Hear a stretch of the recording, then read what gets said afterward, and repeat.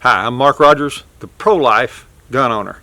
I'm out here today at a gun range, which I'm typically at, and in the background you'll hear people firing over in some of these other bays. So please try not to let that distract you, because what I'm here to do today to talk to you about is being a pro-life gun owner, the reality of being a pro-life gun owner. Now, I've been accused both by atheists, by Christians, and everything in between of not being pro-life because I own guns. How could I be pro-life if I own firearms or keep firearms for self-defense, advocate for self-defense? What we've always understood, what we've understood in America for I don't know how many decades now, pro-life, the term pro-life refers to is the protection and advocacy for the protection of the unborn. A stance against abortion and for the life of the unborn.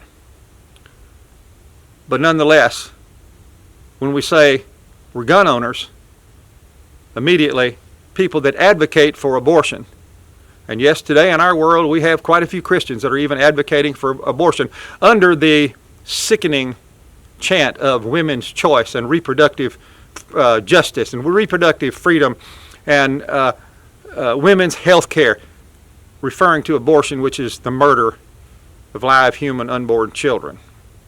So what's the difference? How can you own a gun and be pro-life? I'm pro-life. I'm pro-life because I am for protecting the unborn. I'm for outlawing abortion.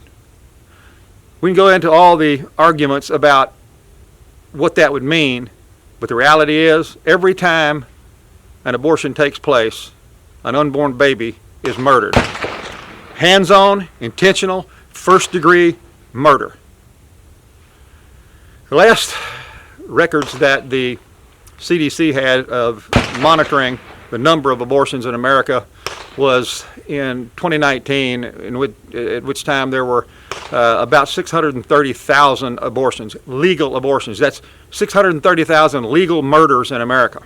In other words, somebody found out they were pregnant and had that child killed in the womb at whatever stage. Doesn't matter. Let me tell you this: it doesn't matter what stage it's at.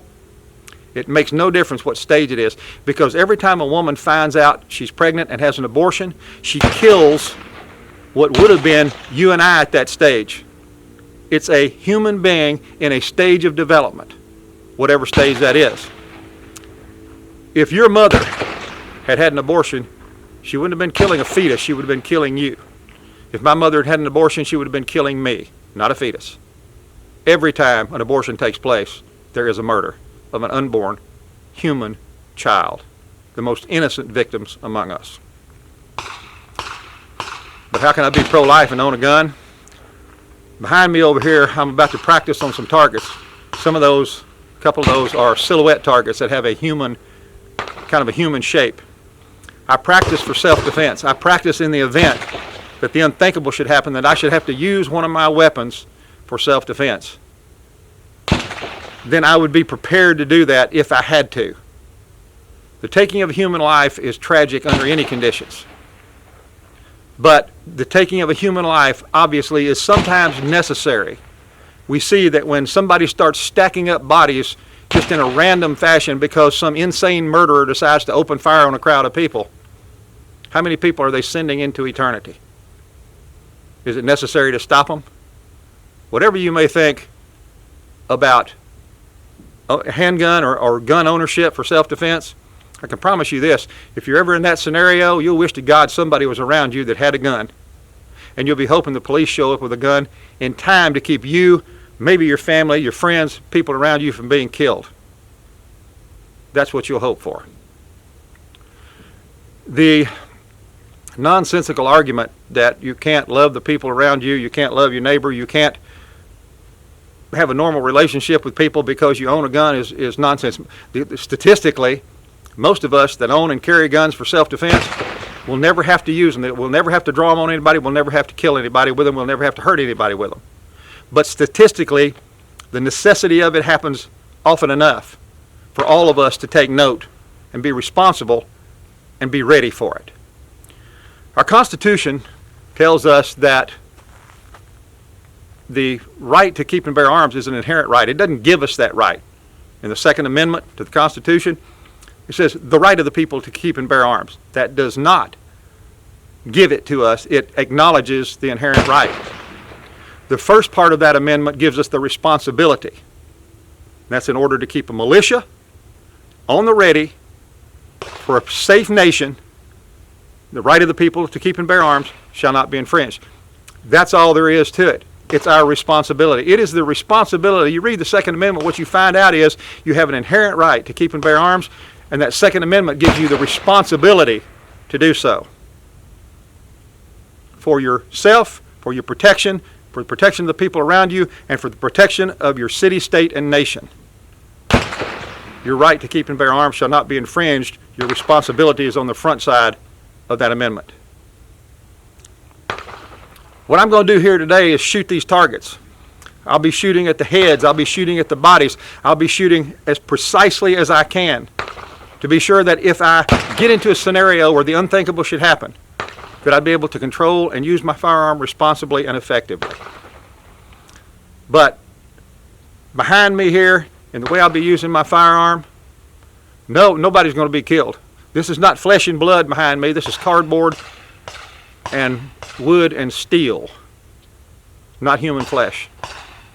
Every time an abortion takes place, a monster walks up, hands on, intentionally, reaches in, kills, dismembers, dislodges, and extracts a baby.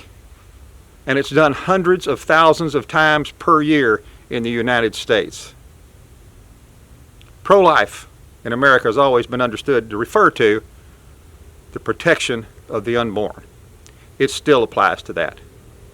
Now, people that have decided that they're woke and that social justice demands that women have a right to choose what to do with their body, they're not choosing what to do with their body. They're choosing to kill their unborn child's body, not their own. The baby has no choice. In 2019, for every 1,000 children conceived, almost 200 were killed in abortion. Almost 20% of children conceived in America in 2019 were killed before they ever had a chance to be born. Most gun owners that carry a weapon for self-defense, do so responsibly, will never kill one person. Abortionists kill thousands per day in America. So how can you be pro-life and pro-gun? It's not hard. I'm pro-life because I'm for the protection of the unborn, but I'm also pro-life as a gun owner, because if I have to use my gun in self-defense, in defense of my family, in defense of my friends, in defense of innocent bystanders, I'll still be preserving life even if I have to take a life to do it. I'm pro-life as a gun owner. I'm pro-life, believing in the protection of the unborn. So today, just so you know, I'm Mark Rogers, I'm a gun owner, and I'm pro-life. Now you know how.